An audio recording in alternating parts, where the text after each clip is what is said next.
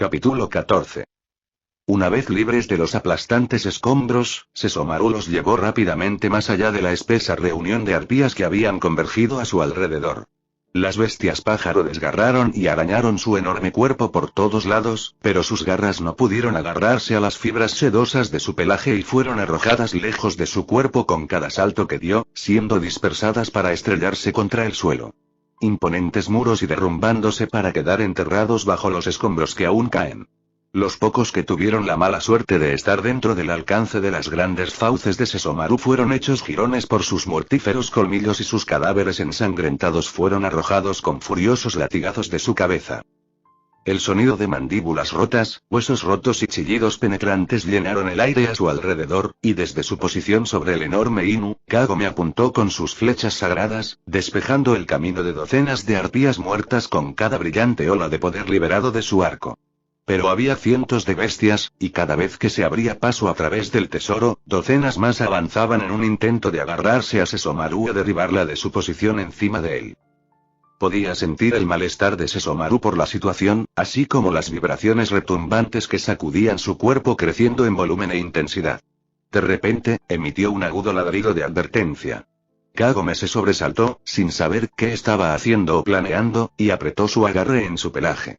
Pero el ladrido de mando volvió a sonar, seguido solo unos segundos después por un rápido cambio de su cuerpo. Él se encabritó hacia atrás, levantándose sobre sus patas traseras y sacudiendo sus hombros con fuerza, arrancándole las manos de su agarre y haciéndola caer en picado de su posición. Kagome gritó cuando sintió el aire frío y la neblina pasar a su lado en su caída, e incluso mientras aceleraba hacia la piedra inquebrantable en la base del paso, pudo ver las sombras moviéndose en la neblina mientras las arpías avanzaban hacia ella. La bestia lanzó sus gritos de victoria mientras se acercaban, viniendo de todas direcciones y sus feroces garras se extendieron para desgarrarla. Pero nunca la alcanzarían. En un destello cegador, Kagome fue atrapada en su caída y apartada de las garras de las arpías. Gritó de nuevo y luchó contra los fuertes brazos que la sujetaban con firmeza. Kagome. El tenor suave de la voz de Sesomaru aquietó la lucha de Kagome y su voz.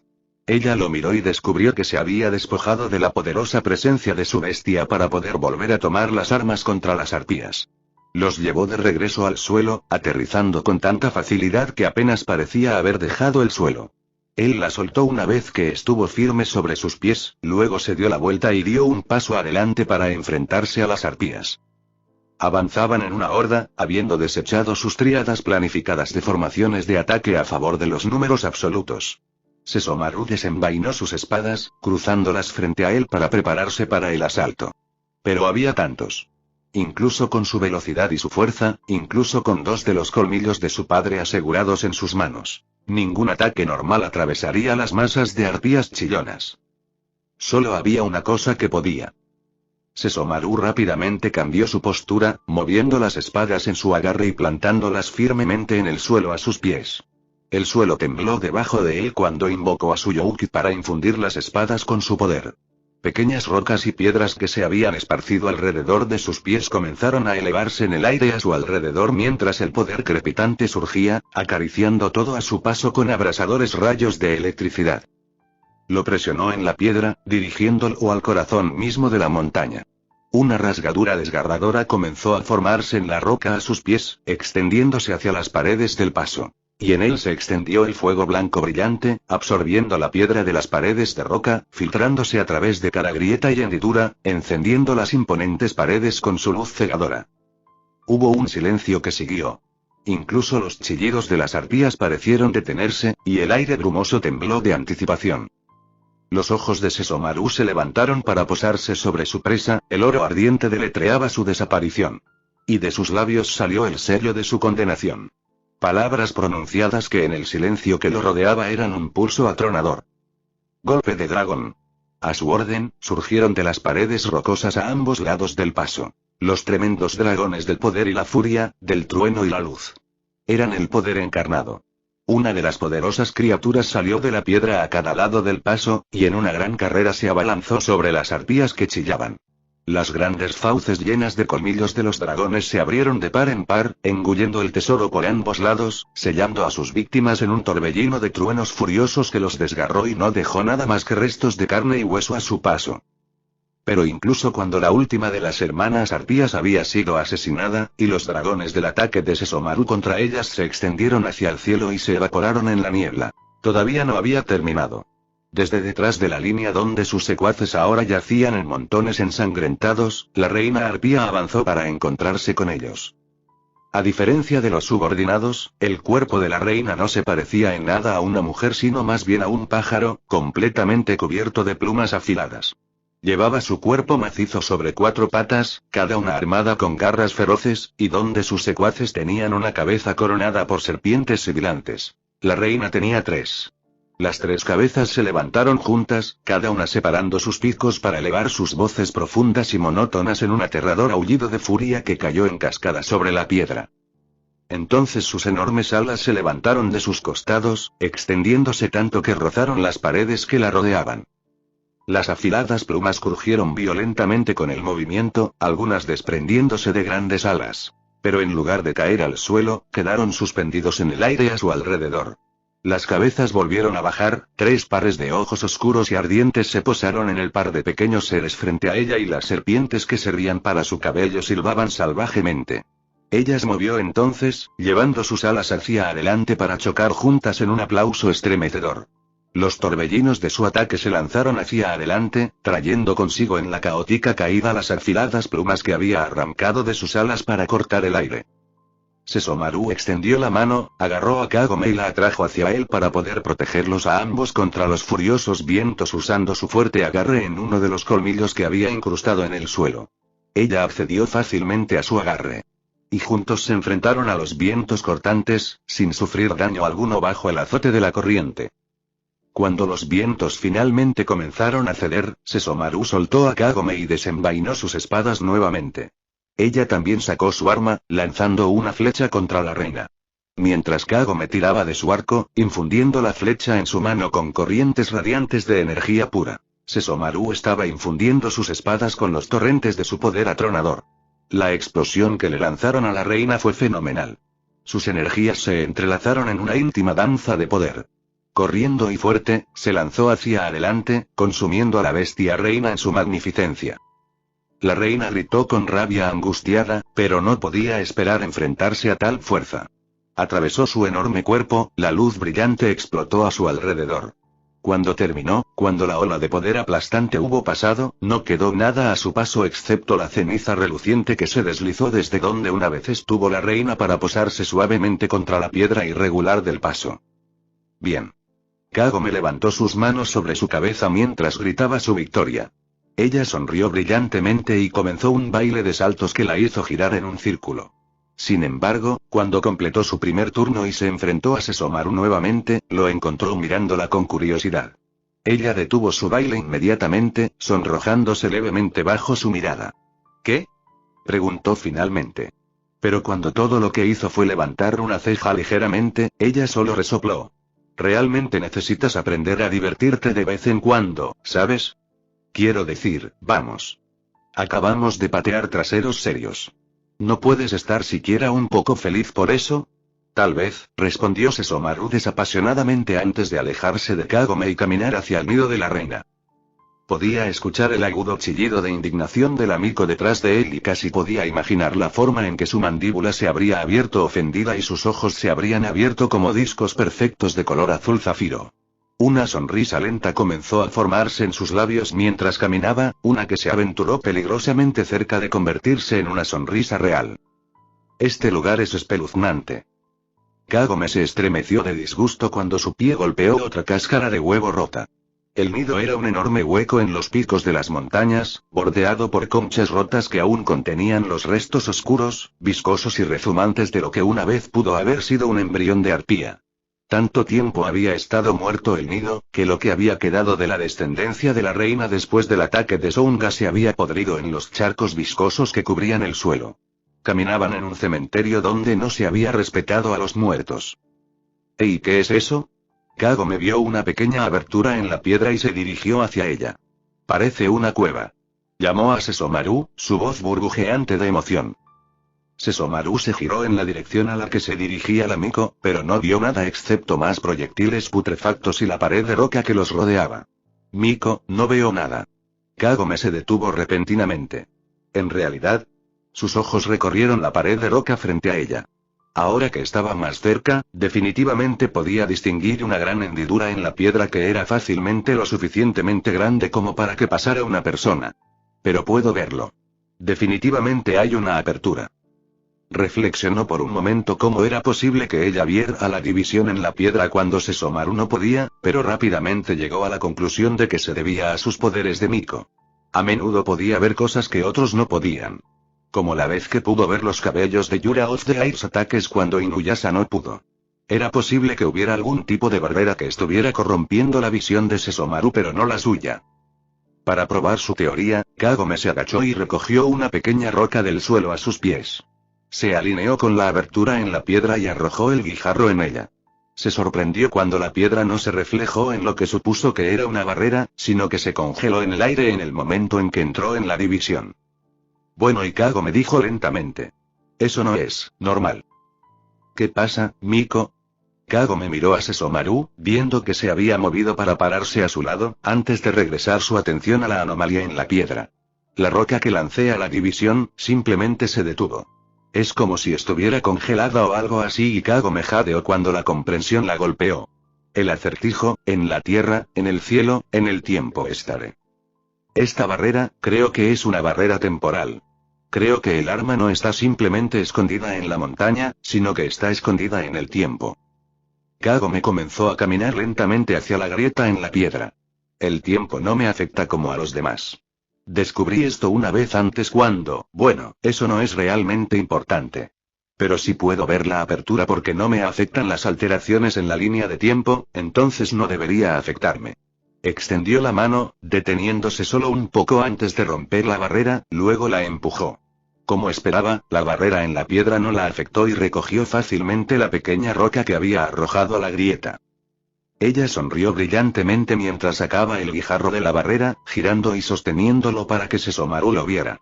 Observó críticamente la piedra en la mano de la niña por un momento, pero no estaba viendo la piedra en su mano por lo que era sino por lo que significaba para él. Había visto a la chica pasar a través de lo que a él le pareció una roca sólida y retroceder de nuevo después de haber recuperado la pequeña piedra que había arrojado por la abertura solo visible para sus ojos. Él era la piedra, se dio cuenta.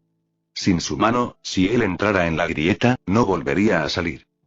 Los dedos de Kagome se cerraron suavemente sobre la piedra que descansaba en su mano cuando se dio cuenta de lo mismo que Sesomaru, pero cuando su mano se cerró en un puño vio algo que devolvió la brillante sonrisa a sus labios.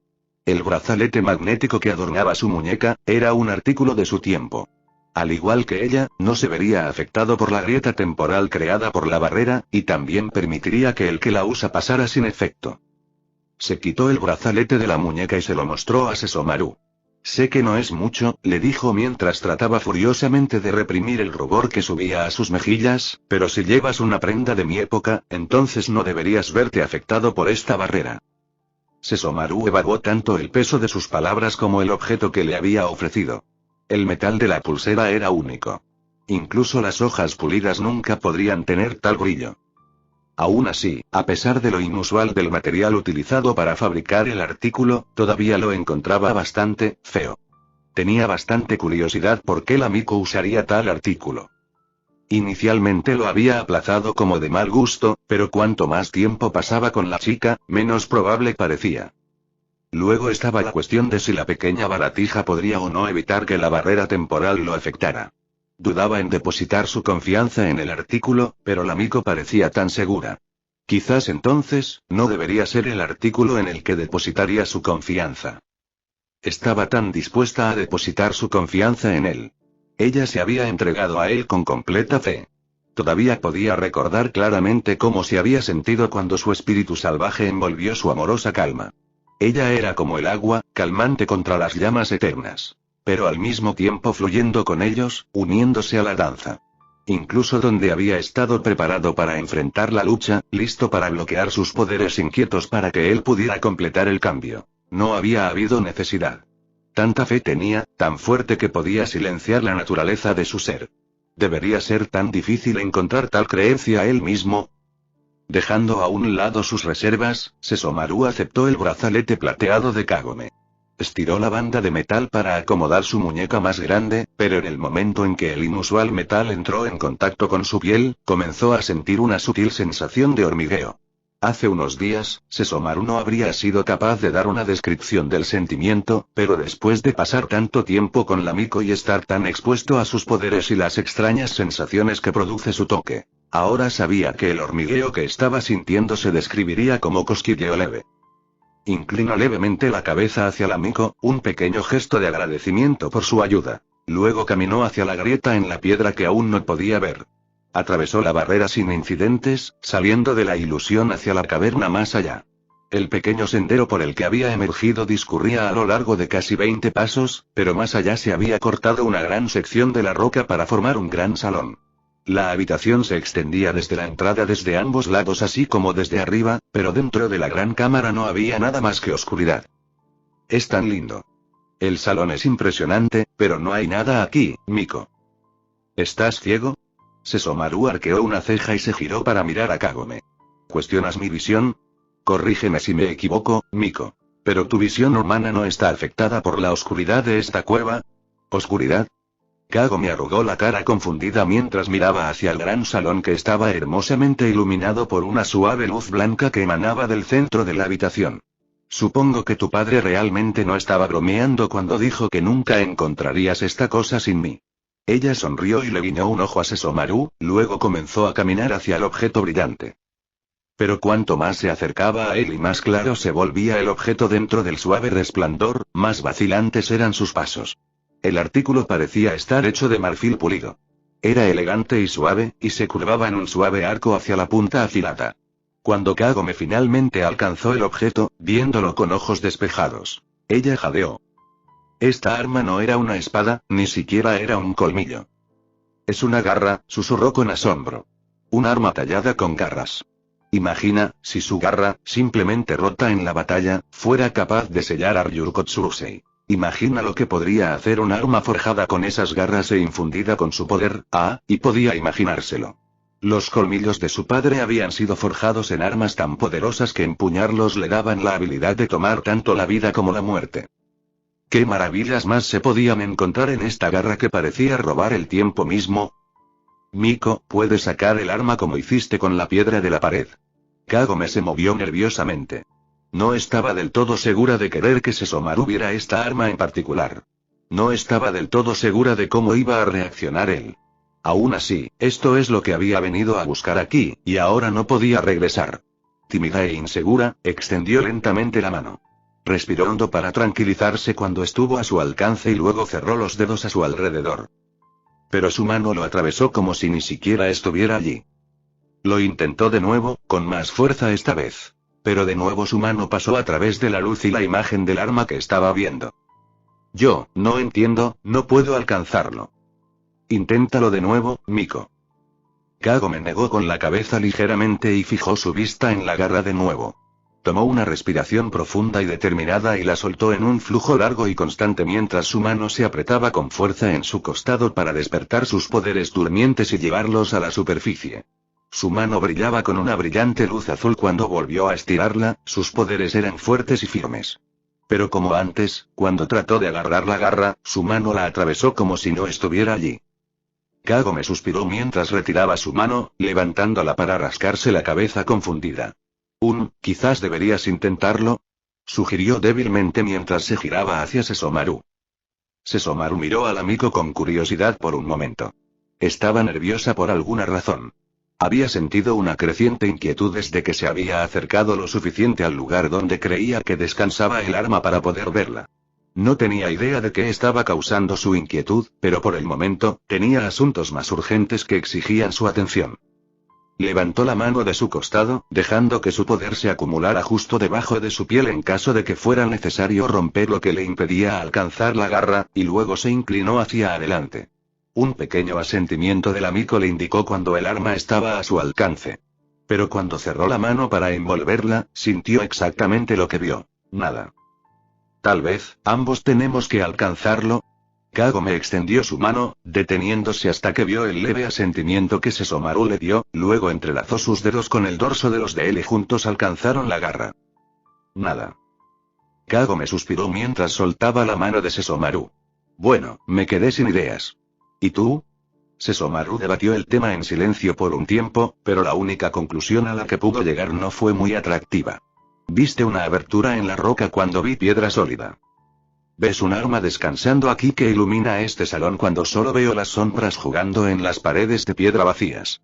Creo que estás viendo imágenes de otro tiempo, mientras yo estoy viendo lo que yace aquí en el presente. ¿Estás diciendo que realmente no hay nada aquí? Preguntó Kagome con incredulidad. ¿Estás diciendo que todo este viaje fue en vano? Parece que sí, Miko. Pero no puede ser. Llegamos hasta aquí. Luchamos tan duro a través de esas arpías. No pudo haber sido todo en vano. Cálmate, mujer. Este viaje no ha sido un completo desperdicio. Conocemos la ubicación del arma y hemos despejado el paso de la montaña de sus amenazas. La única barrera que queda es determinar en qué momento se perdió la garra. Kagome suspiró profundamente y bajó la cabeza. Esto apesta, escupió enojada. Por desafortunado que sea, Miko, parece que no hay nada que se pueda hacer al respecto. Sesomaru giró entonces y comenzó a caminar hacia la pared del fondo de la habitación. Aunque estaba bastante seguro de que estaba en lo correcto en su análisis de la situación, no dejaría ninguna posibilidad sin explorar, y planeó escanear cada centímetro de las paredes y el suelo de esta habitación para asegurarse de que no se pasara nada por alto. Esta noche acamparás aquí. Volvió a llamar al amigo. Dejaremos las montañas por la mañana. ¿Aquí? Kagome preguntó dudosa mientras miraba alrededor de la gigantesca habitación de roca sólida. Pero aquí no hay nada más que roca. Y ni siquiera hay madera ni nada que pueda usar para encender un fuego. ¿Preferirías estar durmiendo con las arpías? Sesomaru preguntó en un tono inexpresivo sin apartar la mirada de la pared que estaba examinando. No, idiota pretencioso, no lo haría. Kagome le gritó a Sesomaru con una oleada de ira mientras comenzaba a caminar hacia él. Preferiría estar durmiendo en mi cama, en un colchón suave y agradable con docenas de almohadas mullidas y mantas suaves y cálidas. ¿Pero me han oído quejarme por haber dejado eso atrás? ¿Me han oído pedir algo que no sea lo más básico? Puedes dormir en la niebla congelada y colgarte boca abajo de uno de esos picos repugnantes, por lo que a mí respecta, pero no planeo matarme la espalda tratando de dormir en esa piedra o enfermarme porque me abandoné. Abierto al frío. Kagome se plantó entre Sesomaru y la pared, obligándolo a mirarla. Ella esperó con determinación a través de su mirada acalorada por su respuesta, con los brazos cruzados sobre el pecho en señal de desafío. ¿Qué es lo que quieres de mí, Miko? Sesomaru finalmente preguntó. No hay nada más que rocas en toda esta montaña, por lo que el fuego no es una opción. Y ya ha caído la noche, por lo que es una tontería intentar navegar en la niebla. Bueno, y Kagome llevó su dedo a sus labios y los tocó suavemente mientras pensaba en sus opciones. A la mitad de uno de sus toques, su dedo se congeló y sus ojos se abrieron como platos. Se le había ocurrido una idea. Parpadeó, moviendo sus ojos para abrirlos lenta y furtivamente hacia Sesomaru. Su idea estaba tomando forma rápidamente, y una sonrisa astuta comenzó a dibujarse en sus labios. ¿Sabes, Sesomaru? Comenzó con cuidado, apuesto a que todo ese pelaje tuyo seguro que supera los fríos del invierno. Miko, su voz estaba llena de advertencia, diciéndole que ni siquiera se atreviera a ir a donde él pensaba que estaba. Pero Kagome no se desanimó en lo más mínimo. Tengo una amiga que es un gato demonio y, cuando hace frío, siempre comparte su calor conmigo y mis amigos. También hace una almohada muy cómoda. Miko, este Sesomaru está lejos de ser un felino humilde, y ciertamente no soy la almohada de nadie. Aún así, Kagome no se desanimó. Esta tentación era simplemente demasiado grande. Ella tiró de sus labios en la sonrisa más dulce que pudo manejar. Por favor. Cuando no hubo señales de cambio de Sesomaru, Kagome decidió que necesitaba dar un paso más.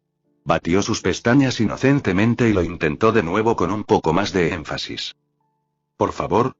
Todavía no se movía, pero como todavía no le había dado una respuesta de una forma u otra, Kagome siguió con eso. Dio un paso hacia él, inclinando la cabeza ligeramente hacia atrás para poder mirarlo y la humedad en sus ojos brillaría y se destacaría en la penumbra.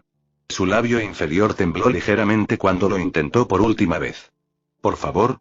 Sesomaru parpadeó y movió los ojos para apartar la mirada de la chica frente a él. Muy bien, Miko. Finalmente cedió. Gracias, gracias. Kagome chilló con alegría. Estaba tan eufóricamente feliz que sin pensarlo saltó y envolvió sus brazos alrededor del cuello de Sesomaru, atrayéndolo en un fuerte abrazo. Sesomaru se puso rígido de inmediato ante el contacto, pero aunque había sido inesperado, descubrió que no era del todo desagradable. Lentamente, sus brazos se levantaron de sus costados para envolver alrededor de la delicada cintura de la Miko. La escuchó jadear cuando sintió que sus brazos la rodeaban, y rápidamente trató de alejarse de él. Pero él no la soltó. Kagome se sonrojó furiosamente por la vergüenza, y lentamente, vacilante, levantó los ojos para encontrarse con los de él. Su asombro no estaba oculto en absoluto bajo la superficie vidriosa de sus ojos de zafiro, y en ese momento, Sesomaru no podía recordar nada que hubiera visto antes que tuviera tanta belleza. Estaba tan cerca que podía sentir las suaves curvas de su cuerpo contra el suyo y la suave agitación en el aire mientras ella respiraba. Ya no podía pensar en lo que estaba haciendo. Se había perdido en el azul infinito de sus ojos y la suave caricia de su esencia calmante a través de sus sentidos. Lo estaba atrayendo, tirando de él hacia adelante y susurrándole dulces promesas. Anhelaba descubrir sus secretos, conocerla con solo tocarla, saborear la dulzura de sus labios. Ella estaba tan cerca. Por favor, no lo hagas. Las palabras que salieron de sus labios apenas fueron un susurro. Yo no puedo. Sesomaru se detuvo de repente cuando la realidad se derrumbó a su alrededor. Se apartó un poco de Kagome, buscando en sus ojos la respuesta a su pregunta no expresada. Pero ella no lo dejó entrar. Se había apartado de él a pesar de que todavía estaba envuelta en sus brazos. Disculpas. Le dijo en voz baja mientras dejaba escapar su agarre. Eso no volverá a pasar. Dio un paso atrás para darle el espacio que podía ver que necesitaba por el momento antes de volver a hablar. Si todavía lo deseas, no modificaré la oferta para darte calidez. Sin embargo, entenderé si decides no aceptar. ¿En realidad? Preguntó Kagome en voz baja mientras sus manos temblaban de nerviosismo obligándola a unirlas. ¿Todavía está bien? Incluso si yo, Miko, Sesomaru la interrumpió antes de que ella dijera algo que ninguno de los dos quería escuchar, si no hubiera estado bien, nunca habría estado de acuerdo. No permitiré que te enfermes cuando es completamente evitable. Cuando están listos para dormir, simplemente díganmelo. Kagome sonrió débilmente en agradecimiento a Sesomaru antes de alejarse de él y dirigirse de regreso a la suave luz en el centro de la habitación donde podría revisar sus suministros para encontrar su cena y prepararse para la cama. Él la vio irse por un momento antes de regresar a su búsqueda de las paredes. Pero a pesar de que trató de concentrarse en la tarea que tenía entre manos, una pregunta seguía atormentándolo. ¿Por qué? Kagome suspiró soñadoramente mientras se acurrucaba en la suave piel de la pata delantera de Sesomaru. Era como acostarse sobre una almohada caliente envuelta en satén, y solo tomó unos momentos para que su cuerpo se relajara por completo. En poco tiempo, ella se estaba adentrando en el país de los sueños.